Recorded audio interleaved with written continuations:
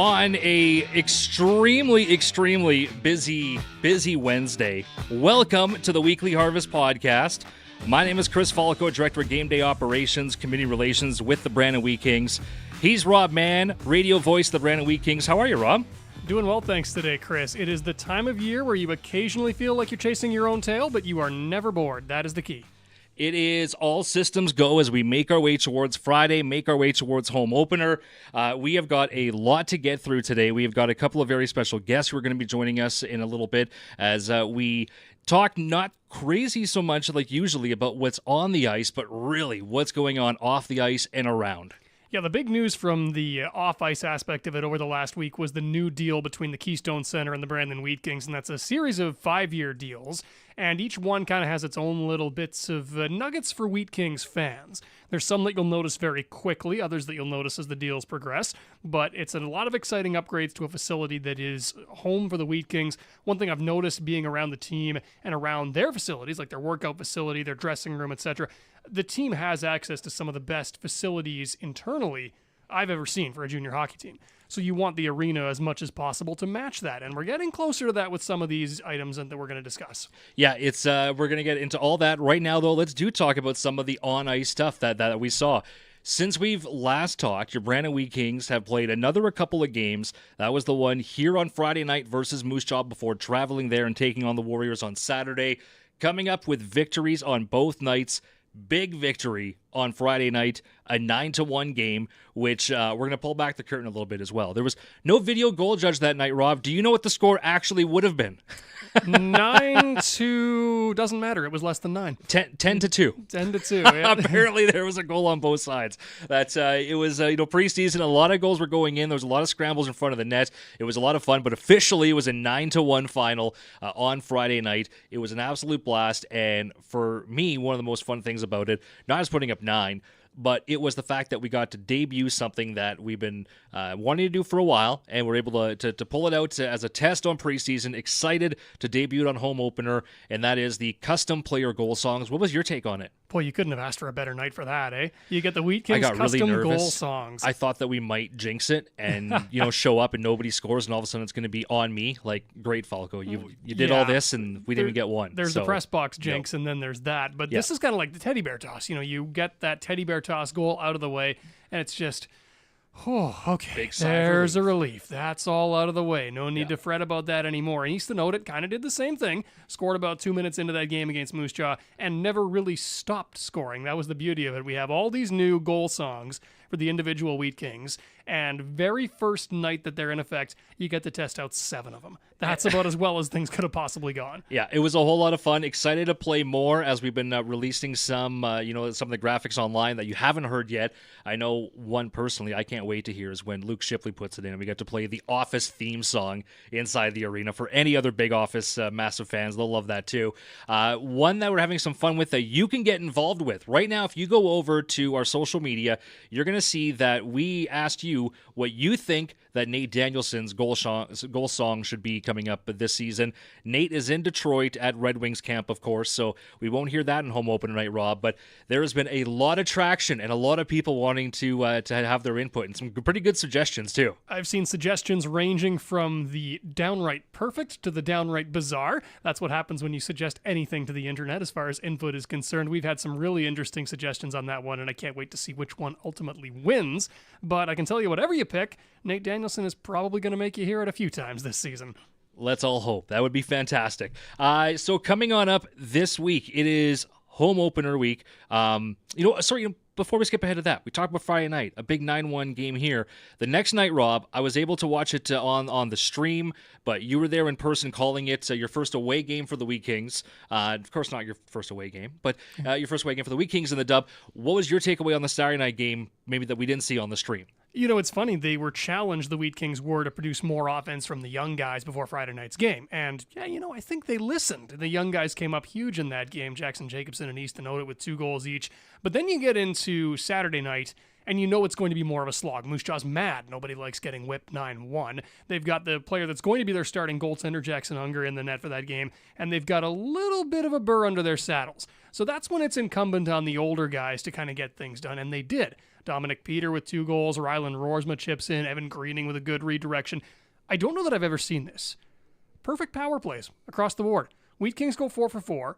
Warriors go 1 for 1. I don't know that I've ever seen that at any level before. And the stereotype is that in preseason, because you haven't had time to work on the systems, the power play is the trickier of the two because it requires more coordinated puck movement. The penalty kill, you stay in the box, you deny them the middle. It's relatively straightforward, and yet it was the power plays that shone in that game against Moose Jaw. So that's a little bit of an oddity, I would say. But it's kind of nice to know that the Wheat Kings power play, which floundered a couple times against Regina, really has their legs under them now.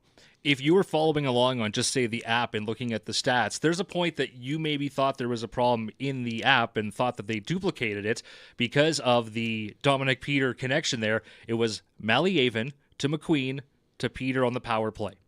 2 minutes later, Malyaven, McQueen, Peter on the power play. Malyaven awesome. With 4 assists on the night, too. I mean, he had a great preseason. And the game here against Regina, where he hit the 2 posts, you could see that his confidence was up. But it was the game against Moose Jaw where it was like, boy, he is in charge of this power play. He is running things extremely well. And for a Wheat Kings team that's going to be missing a guy like Danielson for a little bit of time, it's pretty important that somebody else steps up. No telling yet who exactly that's going to be, but early signs are Andre Malyaven wants that power play quarterback job. And for those wondering, and we might even play this clip on the big screen during home opener, during intermission for what we're going to talk about on the podcast so people know. Everybody's asking, why are we spelling Malyaven's name differently across everything? Yeah. Andre is such a nice guy. It turns out that Andre Malyaven is not actually spelled M-A-L-Y. His name is spelled with an I. When he got into Canada and whatever happened and he got to Sarnia and was playing for the Sting, he just went with it. And we literally just weeks ago discovered that he literally went with it. So across everything. The whole season. It's M-A-L-Y, but no. So Malyaven is spelled with an I. But if you're, at the home opener and you're looking and you're like, well, his jersey on the video said Y, but the one he's wearing says I, and it says I. It's going to take a couple games to sort all that out, but going forward, you're going to see it spelled correctly. And at the rate we're going, we're going to be saying his name a lot. I mean, if he's going to be playing like Let's that, hope so. 4 assists in one game. Not to take anything away, by the way, Roger McQueen coming up with 3 assists in the game. What a great preseason. Yeah. Him and Charlie Ellick have had. Yeah, both we of talked them. about them and Caleb Hadland. Let's talk about all 3 of those guys really quick. Yeah, and I actually want to those start with first Hadland. rounders from those.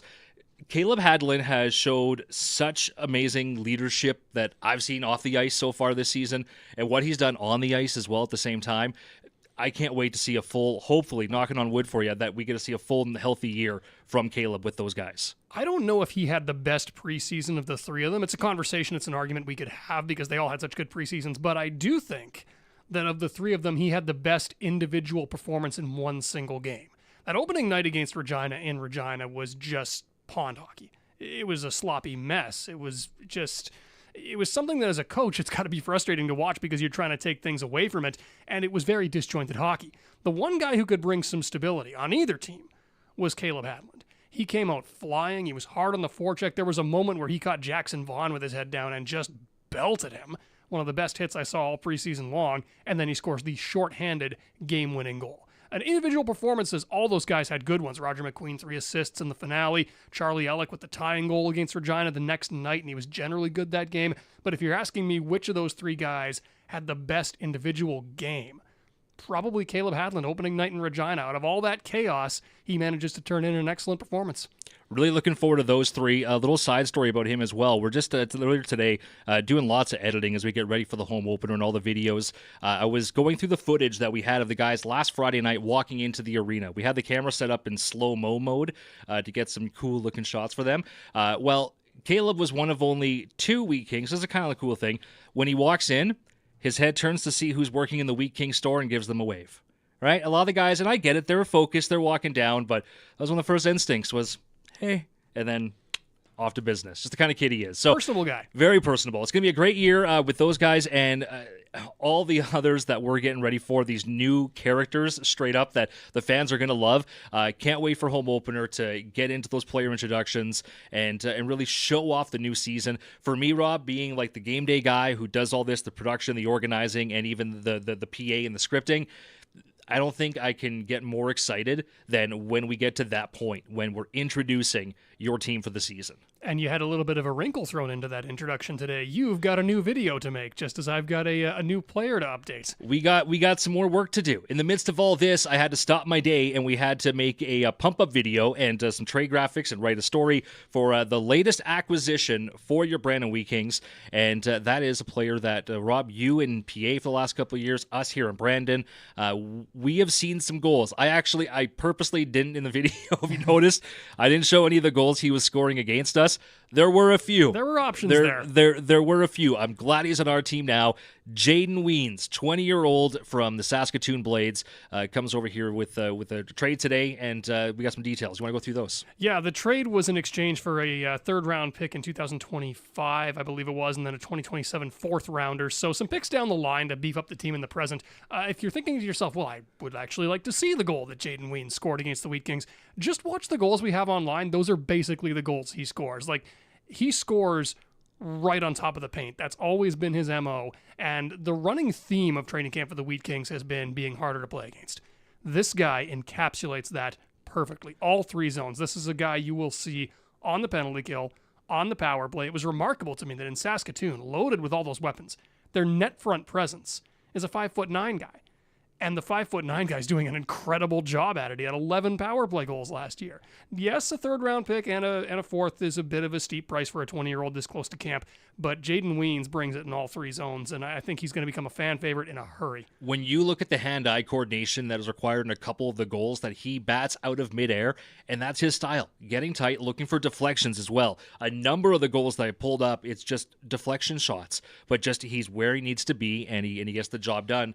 Very excited to see what he's going to do wearing the black and gold, not the blue and gold. And in that kind of depth role in Saskatoon last year, I talked with Marty Murray a little bit about his contributions away from the puck, being hard to play against, matching up against the other team's best players, which he does very well.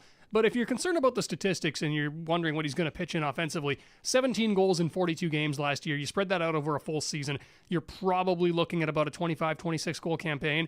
What's impressive to me is the playoffs roll around, crunch time. The Blades go on a deep run. 18 playoff games, he scores 8 goals. Good for second on the team. He scored 4 goals in 7 games against the Regina Pats, who I'm sure on opening night are going to look down and see his name on the roster and go, oh, not this guy again? Weren't we done with that after last year? But the first 6 games against Regina, he had 4 goals. And they're all clones of each other. He's right on top of the crease, banging away and refusing to take no for an answer. He's going to be very well liked here. And people are curious a little bit maybe about what that means for the 20-year-old situation. Technically, that does put 4 20-year-olds on the roster. But, Rob, that is mainly due because of 2 reasons. One is because of a current injury, still assessing with Dawson Pasternak. But, of course, you still have a 20-year-old away at camp, which is Brett Hyland. Yeah, and there's no telling exactly what'll happen with Brett Hyland. It's a big wild card with him. And he's such a complete player that if you told me right now he was going to go pro, obviously we'd love to have him back, but you're rooting for him, so you wouldn't be shocked to see him go. He plays such a professional game. I think the logic is that he needs a few more games in junior just because his season was cut short last year. So I think there's a lot of people expecting him to be back. But if he's not, no one's going to be gobsmacked by it. Like, he could be an American Hockey League player, and if that's the case, suddenly you're missing major depth up front with your 20-year-old crew, so this would alleviate that concern. He has been in the discussion for the hardest working player of the year award each year he's been here. He's one of those guys that as a 20, if he was going to take that step and play pro in the AHL with the organization, you really wouldn't be surprised. But you're right, just after having that season cut short, the fact that even going into the draft, he wasn't even able to still skate, I really hope for Wheat King fans and for us that, of course, we get to see Brett. And I mean, he's a great kid. Love to have him back for another season. That would. But, if he does turn pro, it's the best thing because that's what the Wheat Kings do. We try to churn out professional hockey players. That's what they do. And if not, try and turn out good people. And luckily, Brett is both those. So, if he comes back, that's fantastic. If not, I'm telling you, Jaden Weens, I am excited after going through and doing all this highlight stuff. And the goals he scores, you might call it sustainable offense because he's not getting lucky with long-range shots and things like that. He's generating offense the old-fashioned way, just going to the most dangerous areas of the rink and, as I said earlier, refusing to take no for an answer. So I think he's going to be a pretty important part of all three zones for the Wheat Kings. As I said, you'll probably see him, and this is true of a lot of 20-year-olds, but it's a good sign when they can fill this role. You'll probably see him on both the power play and penalty kill. And it's one of those situations where you got him doing that, and your other 20 that's here right now, if Brett doesn't come back, is you got Dawson Pasternak, of course. And Dawson last year, he was anything but just in front of the net. He's all over the place, and he's dangling, and he is such a playmaker that what he would bring to this team, and will, not won't, but he will as soon as he gets back and can be playing again, which it's going to be a great situation for the Wheat Kings to have those four choices. It's funny, Dawson Pasternak and Jaden Weens might end up scoring the same number of goals in any given season. Completely different. Not one of them will look similar. Like Dawson Pasternak, when I watched him last year with the Wheat Kings, he was pulling off moves that just impressed me. Like, he has the hands and the skill set to generate off the rush. He can put the puck between his feet and fool defenders. He's really good with his hands in tight, and he's got a pretty wicked release. Jaden Weens plays the game a little more straight lines, but at the end of the day, they're both offensive catalysts. One's just maybe a little more on the creative side, one's a little more on the straight line side. You can use both, and you should use both if Brett Hyland is away with Washington or Hershey for any length of time. So we are going to be getting into our guest here today, which is the BWK Owner and Governor, Jared Jacobson, and Connie Lawrence from the Keystone Center. We are going to get them in here. Now, if you're watching this live, we are going to be showing you the highlight video that I did make earlier today, and we posted of Jaden Weens, so you can see Jaden in action playing. And then if you're listening to the podcast, you're just going to have this cut right to the interview. So for those watching, enjoy. And when we get back in just over a minute, we're going to be joined with Jared and Connie. Heads up and shoot, stop, rebound, scores, and Jaden Weens deposits that one in the back of the net. Sidorov sends it off. Lazowski, a backdoor feed, scores!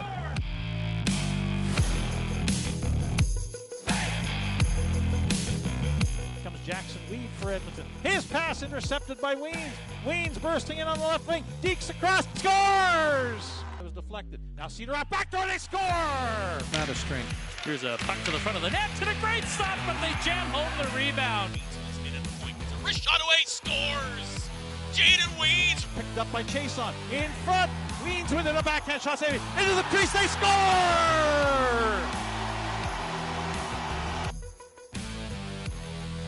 Down to the right face-off circle. Chason in front. They score. It's Weens. Sidorov in the right wing circle. A shot right on the saving. Rebound. They score!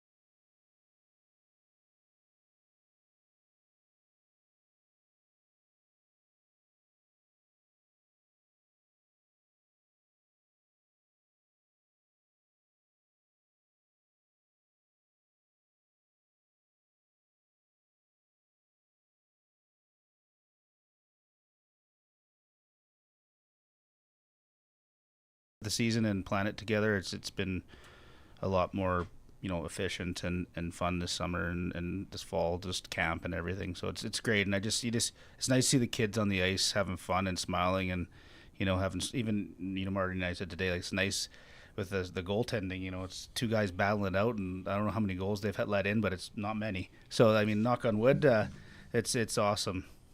I was going to ask you about something similar because I know that you're plugged into the on-ice side of things. You keep a very close eye on the team, and it strikes me that for a team that missed the playoffs last year, there's a mix around this group of optimism and expectation. What kind of sense do you get of what the players and the coaching staff expect from this year's group? Because it seems like they do have the belief that they're going to take this a step further. I think the difference I see this year is I believe with this new crew and the crew that learned from the last crew that it's nice to hear them, making themselves accountable and each other accountable, and the BWK way, that whole model we're running with down there, and some new things to create a culture, and they're finding their ways to do that and understanding it. We had a young team last year, so just understanding those things are hard until you see how it works and where you start and where you end up, to realize, maybe next year I should try to be better or do something. And a lot of the kids made great steps, and we had a great team last year. You get some bad breaks, like losing Highland at the end of the year. Like, it's probably the difference of making the playoffs or not making the playoffs, one game away, and just such a tight division and a strong division too. It's it's a super hopeful for this year, and to just be super competitive and put a great game on. Well, it would be nice not to face Winnipeg 10 times like the team they had last year. It might have been nicer to face them for the next couple of years now, but unfortunately. How many times? Just rubbing salt in that How great would that have been?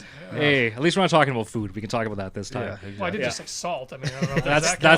That's why we kind of went there. So this Friday it is the Wheat King home opener. Tailgate happens from 4 to 6 o'clock, and at the south parking lot of the Keystone Center, it is going to be a party atmosphere. We got CNC Rentals going to be there. They're going to be having the Traegers cooking up the delicious slow cooked pulled pork from Maple Leaf. We got enough to feed like 500-600 people. It's going to be awesome. Thanks to our other sponsors. We have got Pepsi products there. We're going to have Old Dutch with the chips. Just $5 is going to get you a either beer or a pop, plus your pulled pork on a bun and your chips. Please drink responsibly, but for just $5, you go and you get your drink, whatever it may be. You can go and get your food you can enjoy. There's going to be bouncy houses there. We got face painting for the kids, sign making station. There's going to be interactive games. On the concourse that night, there's going to be a bunch of interactive spots as well. So really looking forward to having everybody back out for the first time in a while. And Jared, like you said, this is honestly, even like for me, this is the first time in a couple of seasons that it just feels like we're all more ready together. Right? It's coming out of a couple of issues with during the Hubble, and then the year after. Now we've had that full year, got under the belt, everybody's back, and now this year it just feels like we're ready to go. So for Friday night, all systems go. Time to rise. Super 60 excited. Seconds max between you saying, well, at least we didn't talk about food, and then the pulled pork sandwich. Now I'm hungry again. Somebody showed up for the game last Friday, and he's like, "Hey, where's the pulled pork thing? Where's the tailgate?"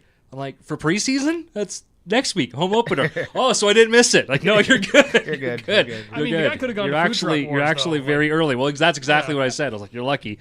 You got Food Truck Wars right outside. So, Connie, Jared, thank you so much for joining the podcast here this week. Excited for the next 10 years. Yeah, it's going to be fun. Awesome. So as we welcome or have our guests, they can, by all means, you guys can get up and go if you like. I appreciate it. Or you can stick around and just hang us and listen to us talk for a few minutes. But me and Rob, we're just going to go through a couple of things here, including what we have coming on up for some of the kids. If they are looking to still get in, we were just printing up a whole bunch of the lanyards for the kids club. And what that is for only $7.32 a game, you can get your kid in. And they are going to get this lanyard that you can load up, and then they can go to the concessions and use it. They will be accepting cash, though, at the concessions here this season, but you can go and load up your Junior Kings Club lanyard. That way, make it nice and digital and make it easier. So I know that, Rob, we were putting out a whole bunch of those earlier today with that. And also, we have got, here we go. This is starting to be a little jittery. There we go. We're back. We're back. Finicky. It's back. New 17 game plans, half season, split season. It's back. You can contact the Wheat King office, and for just over $23 a game, we can get you in. I know that I got a couple of comments here, some text that there was something wrong with the audio. I didn't hit a button, I think, on the thing for YouTube. It's all recording, though. Everything is recorded. So if you happen to miss any of this because of the technical issue, we're going to re-upload this in its entirety. So I'll probably just end up taking down... Rob, actually, you want to head over to that? Oh, never mind. You stay right there. You stay right there. See, here's the thing. When we do this Simon on video, says... here's what people see right now. But watch this. Watch this. We're going to go 3, 2, 1, boom. There he is. If people are watching, that just looked very cool. I've shifted. You've shifted. I'm not that fast, I promise. No. Anyone who's seen me attempt cardio knows I'm not that fast. See, I always try to do everything. We're hosting a podcast. I'm trying to do live video switching, YouTube technical things. You're wearing enough hats to open a haberdashery. It's always everything. This is crazy season. It's always everything. But I love it. I really do. I mean, I was even talking to my kids about this because I try to be, of course, the best dad I can, and when I'm with them, I want to do stuff with my kids. But when I work in hockey and it's home opener week, I'm logging in at home and I'm working at nights, and I'm doing this, and I'm, of course, even now, like it's after 5 o'clock, and stuff happens, when the season gets back on. So had the talk with the kids, and basically was like, Dad loves you. I'm always here for you. It's just a very busy week. Got a lot of stress. If I happen to get a little bit angry, I'm sorry. Pre-apologized. It's been fine so far. This is my 10th go at this. I'm starting to get used to it. And it's true for us. It's true for other staff here in the busy, office. I know Mike Filipchuk and Matt McNish are both running around doing an awful lot of things. There's a lot that goes into a home opener, and I'm seeing it more up close than I have in my years previously working in hockey. And it's not just us. I know that does a lot of the running around, as Connie pointed out to me on her way out there. The downstairs staff here at the Keystone Center.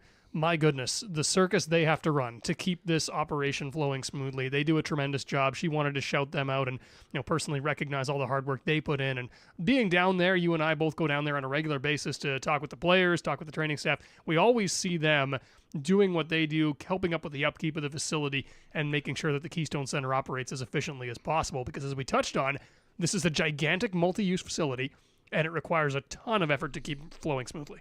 Not to miss anybody, but just like working with Steve Gabriel down there. Steve is basically the guy in charge of that crew. Fantastic to work with. But, from Greg, Randy, Robbie, the entire crew, what they do from driving the Zamboni during the game, proudly wearing the Wheat King jersey while they do so, to making sure the ice is in the best condition they can given the circumstances of the weather and the building. And again, we try to give them all the tools that what we can. But yeah, all the effort that goes into a game day, from not just here in the studio, like all the video work that we do for the Jumbotron in here, to everything that you're doing for the broadcast, to what Matt has to do for all of the marketing, to Mike for all the sales and sponsorship, to the downstairs guys. But up here, people sometimes don't realize that. Like, we try to put on really a small scale NHL style production. That's my end goal for what we have on the screen and what we have for our team around the arena. We're trying to be the best we can. We do that with basically 4 people here in the office. You talk about wearing many hats. We really have to wear many hats around here, but it's because we love hockey, and this is just what we love to do. And for people who love the sport and people who love what they do, this is kind of the goal. You want to end up working in a not just hockey, the Wheat Kings. The Wheat Kings, I love the Wheat Kings. Well, I mean, growing up in Manitoba, it's the fact that I'm able to introduce myself now as the voice of the Wheat Kings. I said it when I got hired, and I'll say it again. Being able to tell people I'm the voice of the Wheat Kings still just gives me a little twinge of a smile. I don't know how long that's going to last. I think it's going to last a while, but I can tell you it hasn't gone away yet. Well, it is. The smiles are going to keep continuing as we make our way towards home opener. Tailgate party, 4 to 6. Rob, are you going to sneak out there, go get a pulled pork on a bun? I think I have to. We've been talking about it so much. I don't know how I can Rick from CNC is running the Traeger. He's basically become known for this at this point. Oh, man. He's crazy. A busy guy trying to feed that many people with pulled pork. It's no easy task getting that stuff. But when you have a Traeger grill, I'm not doing an advertisement for Traeger right now, I promise. I know how they work. If you're going to buy one, though, go to CNC Rentals. Exactly. We will do an advertisement. Rona sells Traeger. But Rick from CNC is the one running it. That's it. Yeah, but you know what? If you've ever had meat that's come off a smoker of any kind, you just know that nothing else measures up after that. It's food again. There it is, food again. We're just... it's always that time. We're not It's always gluttons, that I time. promise. No, I kind of am. It's like 5:20. Okay, yeah, it's been a long day. Me too, a little bit. Yeah. Okay. All right. We're gonna get out of here. We got a lot to get through still. I'm not leaving here the studio. We've got more work to do. I'm going back to my computer to send some headshots. We're gonna turn the microphones off. We're gonna keep working, piecing together the show for Friday night. It is home opener, tailgate party, 4 to 6. Doors open. Please, Wheat King fans, if you're still listening to this part of the podcast, then you're probably going to do this already, but appreciate you being in your seats by like that 6:45 mark, because so much time and effort does go into all that pre-show and building up that hype. When you hear about, the 200 people out in the lobby still trying to buy tickets and trying to get in, and it's 6:55, just go, oh. Remember, tickets available online. Don't have to be at the box office. You can buy them right now at onlinewheatkings.com and pick up your tickets. So puck drop is going to be at 7 o'clock. Please be in your seat by 6:45. Enjoy the pregame show. We got Archangel coming back out for home openers. We love to have. So we got the pyro. We got the flame burst to welcome the players out on the ice.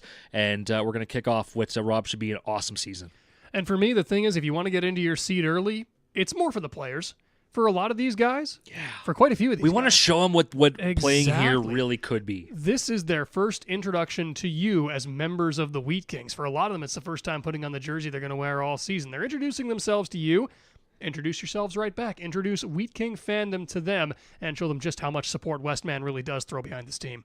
And farmers, I love you. I know you're in the field harvesting. Good luck. I hope that you can get a ton of the crop off tonight and tomorrow night, so that you can justify why you got to take off 3 hours. It is going to be raining on Friday, just saying. I think, what do we got, a 40% chance? Might not be able to do too much anyway, and if you're going to have to have just a night have to off. call an audible. Might have to call an audible. So hopefully we'll see everybody here, though. Friday night, home opener. It's going to be awesome. We'll talk to you again next week as we recap everything, and it's a very quick turnaround, Rob. The pod next week probably going to have to be on Tuesday because we got a game on Wednesday.